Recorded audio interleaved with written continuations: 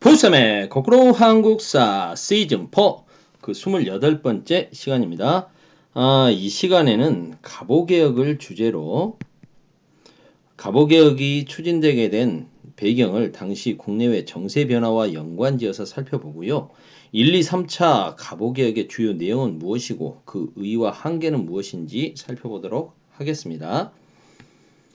동학농민운동 진압을 위해서 청나라와 일본 군대가 들어왔지 않습니까? 하지만 전주 하약을 계기로 조선 정부와 동학농민군은 이제 패전 개혁안에 합의를 했죠. 개혁을 추진하기로 했습니다.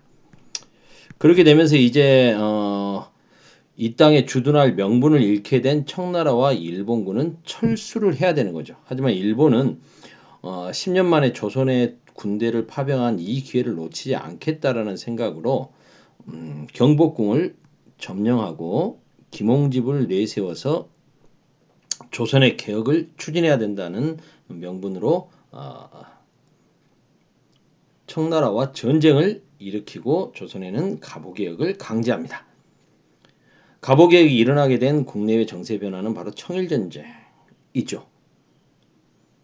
우리 스스로 개혁을 위해서 만들어놨던 교정청을 폐지하고 일본은 군국 기무처를 설치합니다. 하지만 청일 전쟁을 일으킨 상황이었기 때문에 이 1차 갑오개혁은 일본이 주도할 수가 없었죠. 일본은 지금 전쟁에 신경을 써야 하니까요. 그래서 이 군국 기무처의 조선인 관료들, 김홍집을 중심으로 한 조선인 관료들을 중심으로 개혁이 추진됩니다. 그리고 이때는 10년 전에 갑신정변 그리고 지금 동학농민군이 주장했던 패전개혁안 내용까지 참조를 해서 정치, 경제, 사회 전반에 걸친 대대적인 개혁을 추진하게 됩니다. 청나라 연호를 폐지했다는 말은 청으로부터 이제 우리가 자주 독립을 선언했다라는 이야기죠. 더 이상 청나라의 제후국, 조공과 책봉을 받는 나라가 조공을 바치고 책봉을 받는 나라가 아니라는 걸 의미하는 거고요. 국내부를 설치합니다. 국내부를 설치했다는 말은 그동안 왕실이 정치까지 다 관여했지 않습니까? 근데 내각과 국내부를 분리함으로써 왕실 사무와 정부 사무를 구분하겠다는 거죠. 왕권을 좀 약화시키고 신하들 중심으로 좀 근대적인 국가를 만들어 보겠다. 뭐 이런 취지도 좀 담겨져 있죠. 그리고 고려 광종 때 이래로 관리 선발 제도였던 과거 제도를 폐지하게 됩니다. 그리고 이제 세금을 돈으로 납부하게 되죠. 조세 급납화라고 합니다. 또는 뭐 조세 급납제라고 해도 되고요. 조세 급납제를 시행합니다. 돈으로 납부한다는 거죠. 쌀로 납부하던 게 아니라 이제 세금은 돈으로만 납부한다. 도량형을 통일하고요. 그 다음에 왕실에서도 걷고 지방 관청에서도 걷고 여기저기서 걷고 있던 세금을 한 곳으로 이제 정리하는 거죠. 재정의 일원화 탁제암문으로 재정을 통일시킵니다. 국가 재정이 여기서 나가고 저기서 나가고 하는 일 없이 한 군데서 관리하겠다 이런 거죠. 뭐 근대적인 것이기도 하겠습니다만 이건 왕실의 그 방만한 뭐 재정 관리, 국가 세금을 마치 왕의 뭐 쌈짓돈처럼 막 쓰는 것을 좀 막고 뭐 왕권을 견제하겠다는 의도도 갖고 있는 거죠. 그리고 드디어 이 땅에서 신분제도가 없어집니다. 공노비는 이미 순조 원년에 폐지됐죠. 하지만 이제 공사를 막론하고 모든 노비제도를 없애버렸습니다. 신분 해방이 된 거죠. 신분제 폐지. 그 다음 연좌제를 폐지하죠. 가족 누가 죄를 저질렀으면 가족들까지 다 이렇게 그 연좌제에 걸려서 노비가 되거나 죄를 물었지 않습니까? 이런 거 없다는 겁니다. 지가 잘못했으면 걔 한 사람만 자기만 책임지면 된다는 거죠. 일찍 결혼하는 조혼 풍습도 금지하고요. 과부가 재혼하는 것도 허용합니다. 자, 그런데 이제 청일전쟁에서 일본이 승기를 잡았습니다. 청나라를 좀 밀어붙이고 아직 전쟁이 확실히 끝난 건 아니지만 이제 거의 승리를 목전에 두게 되었습니다. 그러자 일본은 이제 자신들이 설치했던 군국 기무처마저 폐지해버립니다. 폐지해버리고 적극적으로 조선의 이제 내정을 간섭하게 되는 거죠. 자신들이 원하는 스타일대로. 그럼 2차 갑오개혁은 일본의 간섭이 더욱더 심해졌다. 그러면 어떡합니까? 김홍집은 그대로 있습니다. 다만 일본의 망명가에 있었던 갑신정변 때 일본의 망명가서 10년 동안 일본에 머물고 있었던 박영효를 귀국시키죠. 그래서 박영효, 김홍집, 연림 내각을 만듭니다. 이건 사실상 친일파인 박영효를 데려다가 친일 내각을 수립하는 거죠. 그리고 이제 홍범 14조를 반포하게 합니다.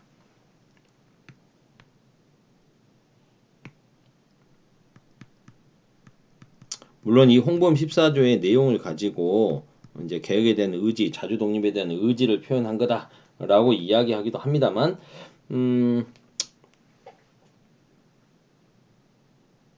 여기에 대한 의견은 평가는 좀 여러 가지 1차 내용에서도 좀 포함된 것도 있고, 뭐 청나라에 의탁하는 생각을 끊어버리고 자주 독립을 확실히 하자 이런 부분은 굉장히 좀 좋은 거지만, 실은 뭐 왕실 사무와 국정 사무를 나눈다, 이건 1차 갑오개혁 때도 그대로 있었던 거고요. 쉽게 말해서 이제 다시 한번 뭔가 박영효, 김홍집, 연립 내각이 만들어졌으니까 새롭게 뭔가를 한다라는 분위기를 만들어 줘야 되니까요. 그리고 이제 내각제를 실시하게 됩니다. 그러면 더더욱 내각 중심으로 돌아갈 테니까 왕은 관여하지 말아라. 왕권을 견제하는 거죠. 예산을 계획을 세워서 예산을 쓴다. 이건 뭐 근대적이죠. 예산제도, 근대적인 예산제도를 마련하고, 세금도 이제 법적으로 정해서 쓴다. 조세 법정주의. 세금을 걷는 것도, 그리고 세금을 쓰는 것도 법에 따르겠다는 거 아니겠습니까? 그 다음에 교육 입국조서. 뭐 이건 여러 가지 의견에서 좋은 거죠. 교육으로 나라를 세운다라는 임금님의 뜻을 반포한 건데요. 이제 백성들, 국민들을 교육시켜서 근대적인 교육제도를 마련하겠다라는 거죠. 근대적인 교육제도를 마련하려면 어떻게 해야 됩니까? 선생님이 있어야 되죠. 그래서 한성 사범학교도 만들고, 외국어 학교 관제를 만들어서 법을 만들어서 이제 그 학교를 설치할 수 있게 한 거죠. 그리고 이제 재판소를 설치한다. 재판소를 설치한다는 것은 결국 무엇을 의미하는 겁니까? 지방관의 권한 중에서 사법권을 갖고 있었던 지방관의 권한을 없애는 거죠. 이건 지방관의 힘을 약화시키는 겁니다. 그 다음에 이렇게 또 그 전국 8도를, 여기에는 이런 내용이 안 나와 오네요. 전국의 8도를 23부로 개편합니다. 그러면서 8도에 파견돼 있던 관찰사들의 힘을 좀 약화시키는 거죠. 그들이 갖고 있었던 재판권, 사법권을 없애버리는 겁니다. 별도의 재판소를 독립시켜서 설치했다. 뭐 이건 근대적인 내용이라고 이야기하겠지만, 이런 부분들이 실은 지방관의 권한을 약화시키는 위한 하나의 꼼수다라고 볼 수도 있겠습니다. 을미개혁. 자, 이제 청일전쟁이 끝났습니다. 청나라의 패배로 끝났죠. 일본이 이제 청일전쟁에 승리를 했습니다. 그리고 일본이 어디를 차지합니까? 청나라하고의 전쟁에서 승리했다. 청일전쟁의 승리는요, 동아시아사나 세계사적인 측면에서도 굉장히 큰 의미를 갖습니다. 일본이 그동안 대륙 진출을 여러 가지로 꿈을 꾼 적이 있었지만 번번이 뭐 되질 못했었고요. 그리고 누가 뭐라고 해도 동아시아의 패권 국가는 대륙 세력인 중국이었습니다. 그런데 이 중국의 청나라를 물리치고 일본이 승리를 했다는 것은 단순하게 한반도를 자신들의 영역 아래 둔다라는 것으로 끝나는 게 아니고요. 동아시아의 패권이 중국에서 일본으로 넘어왔음을 의미하는 거죠. 그러니까 이제 승자가 된 일본은 신나게 제국주의 열강 코스프레를 합니다. 청나라한테 막 요구하는 거죠. 청나라가 달라는 거 다 줘야 되는 상황이니까요. 그래서 대만을 자신들의 식민지로 받아가고요. 그리고 요동반도, 이 요동반도 얼마나 중요한 곳입니까? 동북아시아에서 가장 핵심적인 요충지, 패권을 누가 지느냐의 요충지죠. 고구려 시대도 고구려가 동북아시아의 강대국으로 성장할 수 있었던 건 바로 이 요동반도를 확보하고 나서부터였죠. 그래서 청나라와의 전쟁에서 승리한 일본은 요동까지도 차지하게 됩니다. 이제 아무도 일본을 막을 수 없게 된 듯 보였습니다. 바로 그때 등장한 게 누구죠? 러시아죠. 러시아는 자신들이 침발라 놓고 있었던 요동반도를 일본이 차지하는 걸 좌시하지 않은 거죠. 그래서 러시아는 유럽에서 영국의 라이벌인 프랑스와 독일을 끌어들입니다. 왜 영국의 라이벌이 중요한 걸까요? 바로 일본의 배후에 영국이 있기 때문이죠.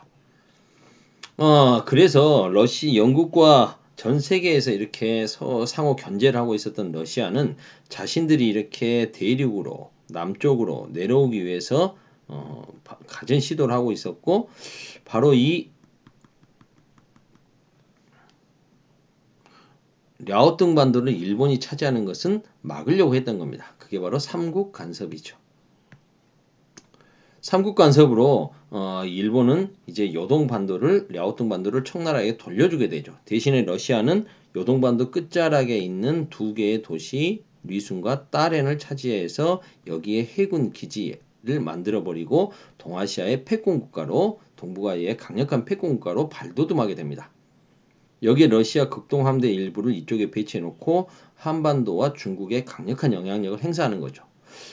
조선이 보니까 이제 일본의 간섭이 심한데 일본을 꼼짝 못하게 하는 나라가 러시아거든요. 그래서 조선은 잽싸게 친러 정책을 추진하죠.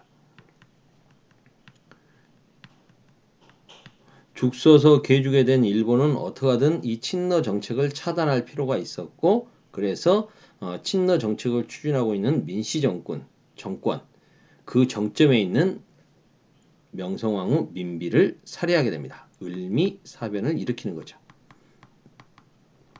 을미사변을 일으키고 나서 일본은 이제 어떡합니까? 다시 3차 갑오개혁을 하면서 김홍집 내각을 수립합니다. 물론 그 사이에 친러 정책을 추진하면서 박영효가 다시 이제 실각해서 일본으로 망명하고 했었거든요. 근데 이제 김홍집은 그대로 있었습니다. 근데 이 김홍집 내각을 수립해서 개혁을 추진하는 거죠.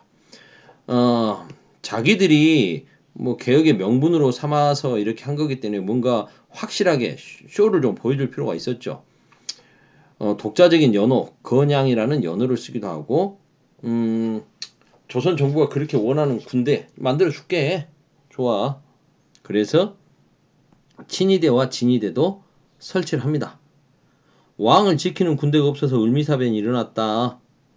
자기들이 병 주고 약 주는 거죠. 그리고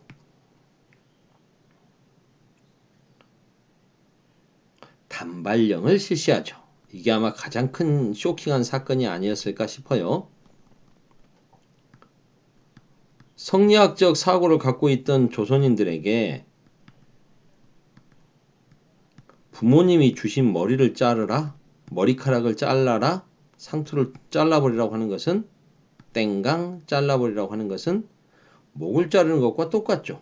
생명을 잃는 것과 똑같습니다. 그래서 내 목을 자를지언정 내 머리카락은 자를 수 없다 아닙니까? 근데 왕부터 단발을 하고 나타났으니 그 충격이 얼마나 컸겠습니까?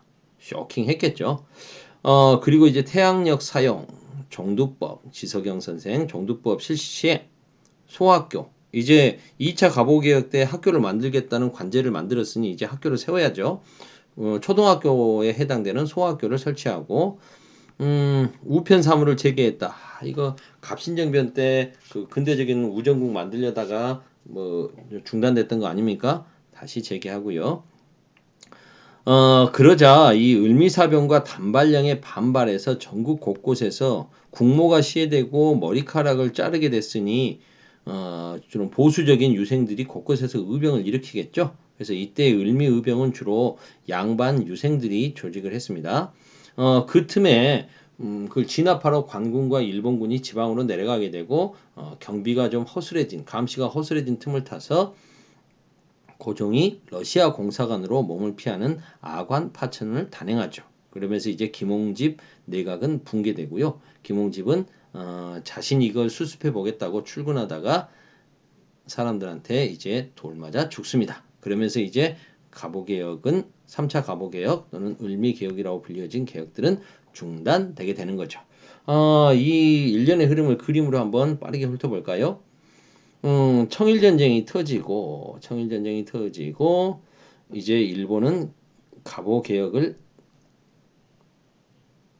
강요합니다. 청일 전쟁을 일으키면서 조선 정부에 이제 계획을 주문하게 되는 거죠. 교정청을 폐지시키고 군국 기무처를 만들어서 계획을 추진하는데 일본은 전쟁하느라고 바빴기 때문에 김홍집을 중심으로 한 군국 기무처의 조선인 관리들이 갑신정변 때의 개혁 정강과 동학의 폐정 개혁안까지 섞어가지고 엄청나게 많은 개혁을 추진한 게 1차 갑오개혁.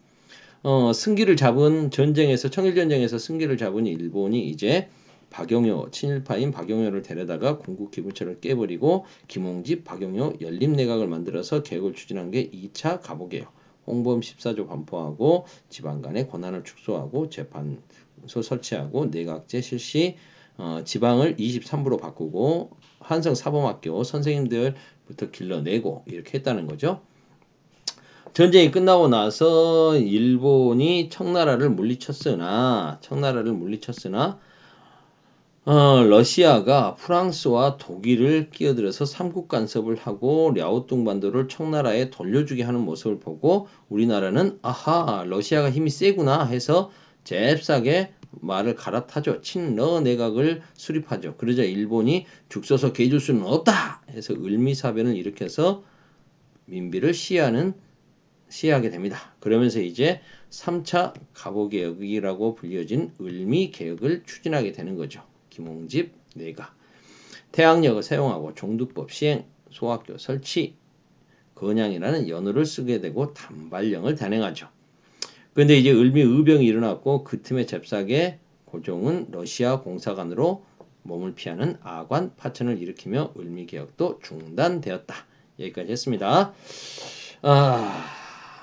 풋셈 디딤 영상 28강 마치겠습니다. 오늘은 여기까지.